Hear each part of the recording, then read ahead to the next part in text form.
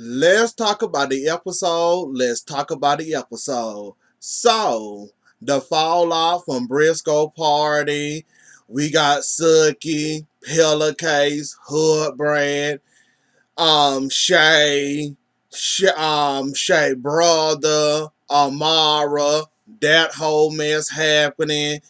MJ getting himself involved in Amara business. He should stay out of it, but yet he got a whole lot to say, even spilling secrets about what happened in LA. Even though Amara didn't want that out there in the airways, he go ahead and reveal it, being the dummy he is and being Shay brother with the big mouth. So, this thing that happened in LA with Amara that made her uncomfortable with Julian. She called him her brother, her family. He like a friend to me, but he gets a little tipsy in LA. Y'all have separate beds, and he decide he get drunk and try to sleep with you. You told him that ain't gonna happen, so he let that go. He dropped that. You didn't want this on this show.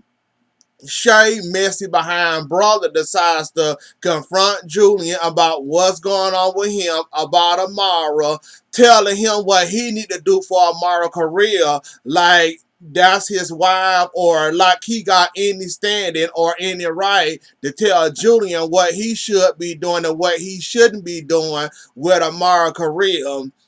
Amara, I like the fact that you taking these steps. I like the fact that you're gonna do something about it.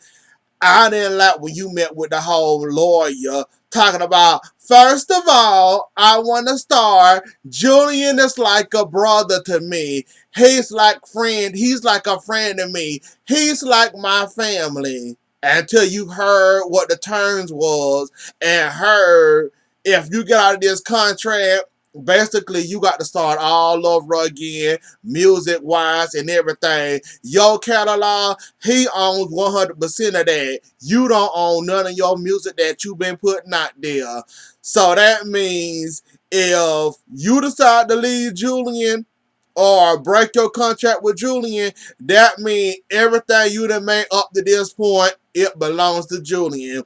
Julian can do whatever he want to it. Julian can get whatever profit he want from it, and there's nothing you can do about it. See, y'all got to learn to read the fine line before y'all sign anything. Amara, I blame you at this point in your lawyer. Like, you should have known if Trina had problems with this man, you should have been watching your steps. This sound like Jocelyn and Stevie J all over again for you. And good luck trying to break this contract. Good luck trying to come out of this whole contract thing clean. Cause that their contracts be ironclad. Either you gonna shell out a whole bunch of money, or either you stuck like Jocelyn was stuck the whole time with Stevie J till that contract expired. So you stuck with him either way, Amara. Like I said, yes, MJ was talking a lot. Yes, MJ shouldn't have brought up the whole LA thing, but I will give him points for being concerned about you, even though y'all not married. He been a concerned boyfriend. That shouldn't have happened in LA. Between that happening and what's happening with Trina, and Trina calling him every name beside the child of God, and he's shysty, he's sneaky, he everything gets under the sun. Amara, you should have watched your back. Like at this point, good luck trying to get out of it, but I highly doubt you're gonna get out of it. Like, sometimes you got to read the small print, even a little small fine print, even a little small little writing that you see on the contract. You better get a magnifying glass and read that too, cause that contract sound unfair, but you signed it. I don't know what your lawyer told you or what was going on with your lawyer. You got a lawyer. Your lawyer didn't look over that contract and thought that was fair. See, I don't know nothing about writers and masters and all that when it comes to music. Sound like you got a messed up deal, Amara. Sound like you got the somewhat same deal as Jocelyn got with Stevie, and he owned everything. You don't own nothing, and all I can tell you is good luck. I hope you get what you want. Get yourself far away from Julian as possible. If you have to start over at this point, just get away from that man because he don't mean you no types of good. And if he got a contract like that and basically you stuck with him, even if you want to get out or find somebody better than him, you basically stuck with him. And another thing, that's why so many artists go independent and put out their own stuff and don't got to worry about managers. They got to worry about contract signings. You own this. I own about 10% of this. This is one of the main reasons why people are rather go independent than to deal with BS like that. Because, like I said, I can't determine if it's a messed up contract. It sounds very messed up. But then again, Amara, you signed it and can't nobody hold you accountable for something you signed because you kind of signed that and messed yourself up. After that situation calmed down and cooled down, and MJ told her to find her another person, go ahead and get yourself out of that country. Then we got Hood Brad basically telling Suki that Pillowcase said that she was better than everybody else, and Trina audition that Pillowcase was in, and basically Hood Brad stirred the pot. Suki wanted to confront Suki wanted to confront Pillowcase. She go over there to confront Pillowcase, asking Pillowcase, did you say this? Did you say that? I like the fact that Shay was trying to mediate, but people ought to learn when arguing going on, when words being exchanged, when you know what's what you when you know what's about to happen, and you still sit there calling yourself trying to mediate, trying to diffuse the situation. At this point, either back away or let whatever happen gonna happen. I like that you tried to mediate the situation, even though you was on Pillowcase side this whole entire time while her and Suki was getting into it. Then y'all started getting into it. Then Suki, you had to try to touch Shay or whatever you did to Shay. Then y'all started fighting, and then you ripped her clothes. Y'all throwing drinks and cups at each other. While this is going on, Suki realized that, where's my phone? I can't find my phone. As I was fighting, my phone somehow came up missing. Then we realized later when we met Prima Donna and Miami Matia, she talking to Prima Donna about what happened managing somebody. Like I said before, and I'm gonna say it again, Miami Matia, when we met you season 1 and season 2, you were struggling. You can barely get your own music off the ground. You could barely manage your own career. Now you want to call yourself manage everybody else. I will give you about 20% of the time you do look good. Just like at Prima Donna party, you did look good, and that little too tight skirt or dress you had on, it was too tight, but you did look good in it. Your hair was on point. Your confessional look is looking well. Your confessional look good. When we meet you, when you filming scenes, I don't know what happened. Like when you met Prima Donna at that little whatever y'all was at, your hair was sticking up all over the place. Looked like you missed a hair combing, or you could have did something with that. Even though Prima Donna hair wasn't all the way looked like it was combed, it looked better than yours. Like, I just want to know how you gonna manage somebody else's career, Miami Matilda, and you can barely manage your own hair. Like the way your hair was sticking up on that scene, looked like you just rolled out of bed. Mona Scott Young say time to film Miami Tip, and you just walked out there and started filming with Prima Donna. Prima Donna didn't comb your hair or nothing, but you want to call yourself men in somebody else's career. And Prima Donna, I'm not tired of you. I'm not tired of your seasoning, and I'm tired of your pressure cookers, and it's the first time I'm hearing about it. Why don't you let the waist trainer thing go already? Like I said before, and I'm gonna say it again. You've been hustling that same pre trainer. You've been hustling that same waist trainer since Love and Hip Hop Atlanta. Then on Marriage Boot Camp. Now you on Love and Hip Hop Miami, still selling this same waist trainer that you ain't using on your own body. Now I'm confused. If you're gonna come out with your own product, shouldn't you be the spokesperson? Shouldn't you have your own testimony on how your waist trainer saved your life or helped you lose weight or push in your big good? Like Jocelyn cool and all right with me or whatever, but how's a big girl gonna sell a waist trainer and a waist trainer not helping you out at all? Like when you was sitting up there at your own, well, when you was walking around at your own event, we saw all of your stomach, we saw every fat, every curve, and every roll on your body in that green dress.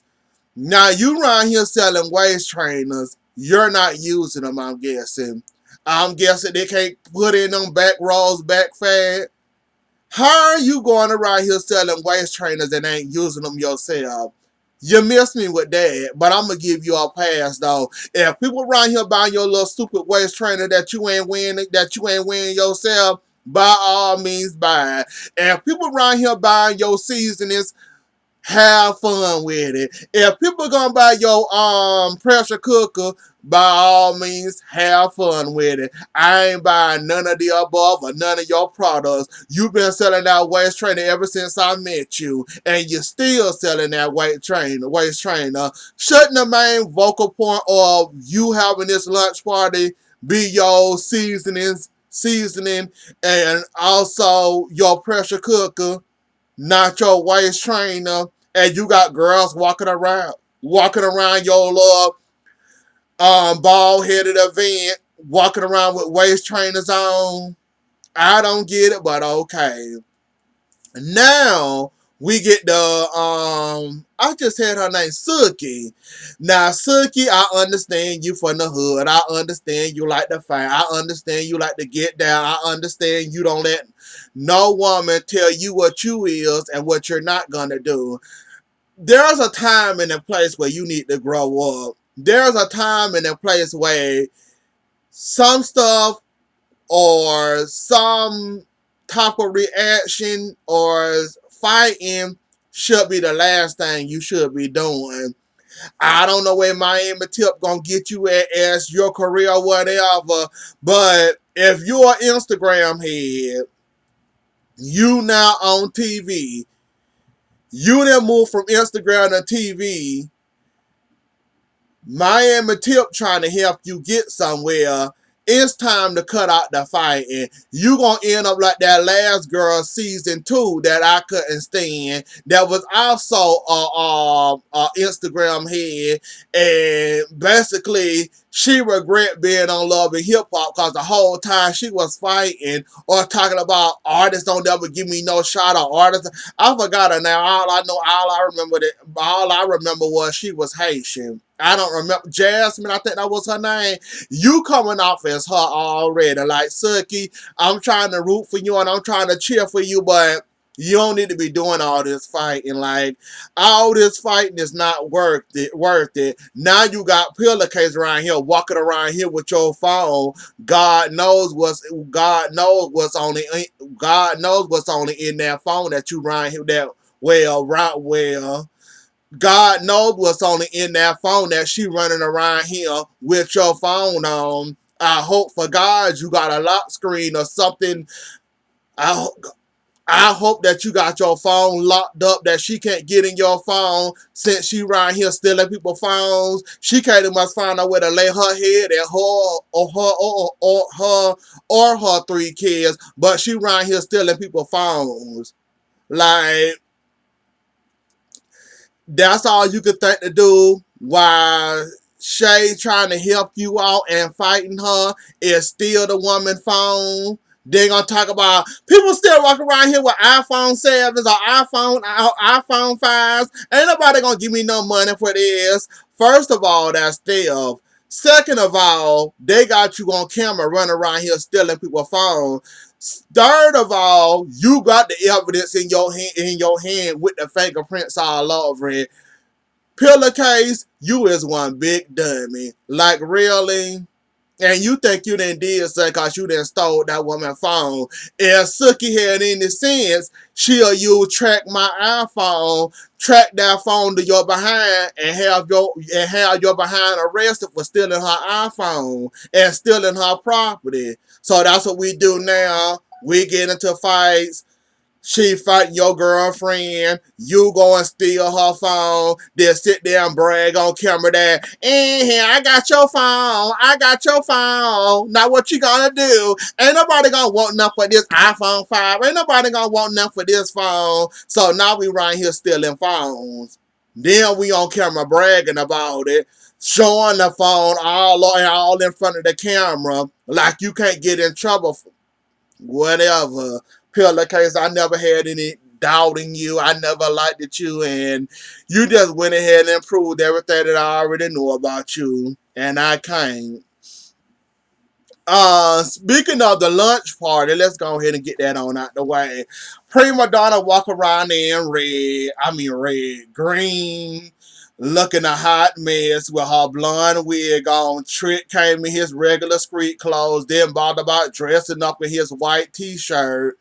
um the party was kind of bald head, Prima Donna. For you to be in Miami and for you to have all these friends in Miami, you sure had a bald headed lunch party.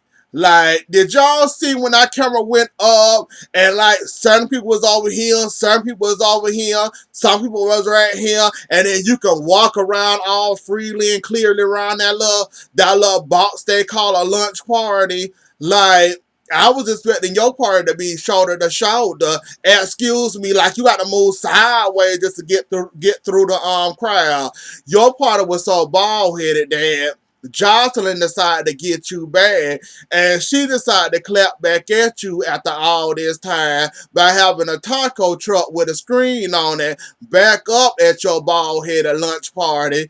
Pulls up, well, back all the way up, call you pre-piggy or Madonna, Pig Madonna, whatever the hell she called you, told you she got a surprise for you and told you you in her seat and she heard you was here. Don't you want to open the trunk or open the back and see what the surprise is for you? And it was a pig, looked like it was already cooked with an apple in his mouth. Jocelyn, you was dead behind wrong for that, but I ain't gonna fault you for that. You don't like Prima Donna, I don't like Prima Donna, and you was petty for doing that, but I'm allowed because I don't like her neither. So you got her back in her green at her party. Um, I ain't talking about pillowcase and Shay in that phone situation. Joy and Trick Daddy. They've been together for 15 years. Trick still got feelings for her. Even though they're not together, I still bring my nieces and nephews around his kids. His kids are like my kids. I love them dearly. So, basically, Shay came over there to tell Trick, look, I was wrong. I kind of popped off and said something I shouldn't have said, meaning that Pillowcase didn't actually sleep with Briscoe. He didn't say nothing otherwise. I ran with what he said, even though it wasn't true. He didn't tell me no, but I assumed that happened, meaning they slept together, but they didn't really sleep together. So now I'm here to tell you they didn't sleep together, nothing didn't happen. Trick said, "Why are you? What are you telling me this for? I can care less. She could have slept with him or not slept with him. I'm done with pillowcase. Pillowcase is too much. She started off sweet. Now all of a sudden she's a pain in my behind. I can't deal with her and I won't deal with her. Don't tell me nothing about pillowcase because I can care less. That's what you get, Joy, for running your mouth, running the trick like you had some information, then come to find out you didn't have no information and it was a lie. You just ran with what you thought you heard but didn't really hear and popped off at the mouth trying to start mess, and it wasn't nothing to start in the first place because you assumed what you want to assume, even though he didn't say me and Pillowcase didn't have sense. And basically, they start old feelings start moving. He still got feelings with Joy. Um, he was just playing around. She said she might have feelings back from him, and she feel like we might could start all over again and be back together again if the time right. We'll have to wait and see or whatever. Joy, you gonna end up with Trick all over again, and you know it. I don't know why you playing around. And I don't know why, well, he ain't playing around. You playing around now. That man wants you back, and you ain't telling this man no. You sitting out there talking about some, we all have to wait and see what goes on. I check your feelings and see if I want to go back down that route or not. You gonna go back down that route again. Just like he playing around with this divorce, you ain't too interested in ending this marriage. So you gonna end up back with him all over again. Like I said from the job, you love that man just as much as he loved you. You just want to hurt him the same way he hurt you by flirting with anybody you can flirt with, Briscoe, Chaotic, or anybody else you can flirt with just to get him back. And you want him just as bad as he wants you. But anyways, though, y'all, that was the episode. Don't forget to like, share, comment, and subscribe. I'll see y'all later. Enjoy the rest of y'all night. Bye.